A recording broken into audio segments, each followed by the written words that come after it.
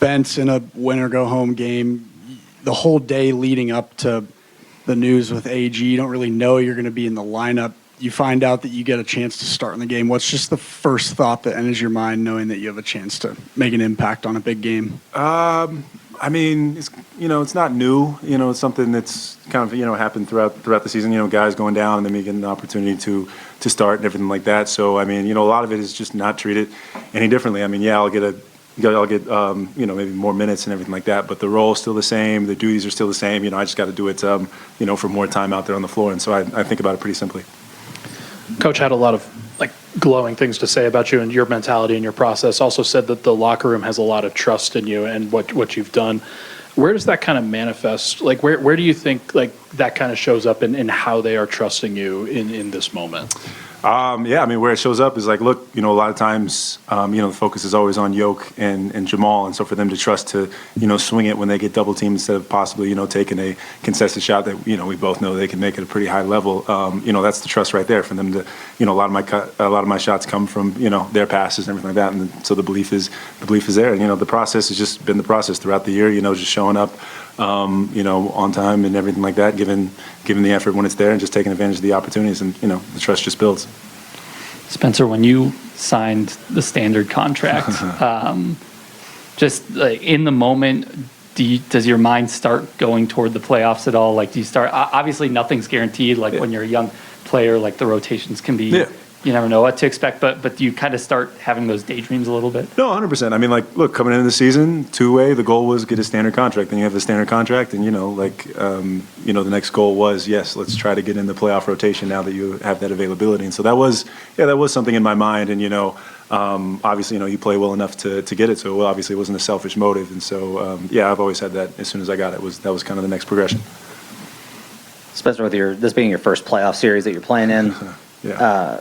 How do you kind of balance it? You're flying around tonight. How do you kind of balance flying around without committing mistakes and fouls and those kind of things? What's that battle like? I don't really, to be honest. I'm just playing hard out there. But, I mean, playoffs feed. I was kind of excited to play in the playoffs because it feeds more to my game, less ticky-tack fouls. I can be more aggressive.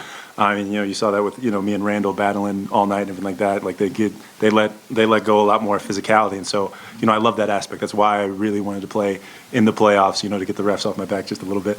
But no, I mean, there were nerves in the first couple games, flying around, everything like that. But, talking with Dudley a lot and, looking at film, extra film and everything like that, that's where we, smooth out the kinks. You just mentioned it, but because of how physical Randall is that kind of a fun matchup for you because you're really physical as well as a defender? Yeah, no, it is. Like I said, I can press up and do a bit more and everything like that, and really see where my strength is at and stuff like that. I mean, he's a strong guy. I mean, clearly got still 25, 26 points, but you just try to make it as hard as you can. The temperature was obviously, Spencer back here, the temperature was raised at the end of game 4. I'm curious how you balance being aggressive and sending a message while still staying composed and not getting out of control for you and the rest of the team. Yeah, I almost felt like that message at the end was almost as much for them as for us. We got to get it together. Down 3-1. Those last few games, I mean, they brought the physicality to us. You saw. This game we brought it to them. 14 turnovers in the first half. They were just not comfortable. I mean, even the game before we lost that, in the first half we maintained that aggressiveness, and that's how we have to be this whole series. So I mean, we talk about it. Even with me, you guys mentioned the fouls and when to be aggressive, when to not. We talk about when we want to press up, when at times we need to back off a little bit. But right now it's just showing we got a dog in the fight. Do you think you needed a bit of a wake up call as a team? I mean, shoot, you're down 3-1. Everybody thinks you need a wake up call. And yeah, like I said, we just needed to match their physicality. I don't think we did that definitely the first 2 games, everything like that. And we know we have to do it the rest of the series. So that was the main wake up we needed. How much pride do you take in taking on the most difficult defensive assignment, and how rewarding is it when you're able to contribute alongside with the offensive outing like you had? Yeah, look, I know we have plenty of multi-talented guys on offense. Everything like that, defense was where I was going to find my role, and so knowing that I built myself to be good enough for them to trust me, on their premier guys and everything like that. It's a huge accomplishment, only being in my second year in the league. And so, yeah, that's why I don't worry so much about the offensive end. As long as I'm, handling my matchup on the defensive end, I know that, Yoke, Maul, and everybody else will eventually make those shots to break the game open. Oh, I think it was AG who said that you guys are a back against the wall team. Is that something that you feel or agree with? Just what's it like kind of playing in that? Yeah, look, I think we're in any kind of team. Like we can win multitude of ways. We showed that we can win scoring 130 points. We can win scoring only 100 and in a grimy game and stuff like that. You just got to bring it out of us sometimes, and turn that switch from playing pretty to playing dirty and everything like that. And so yeah, sometimes it takes being your back against the wall to turn that switch and everything like that. But yeah, look, I think we're a multi-dimensional team that could win in a variety of ways.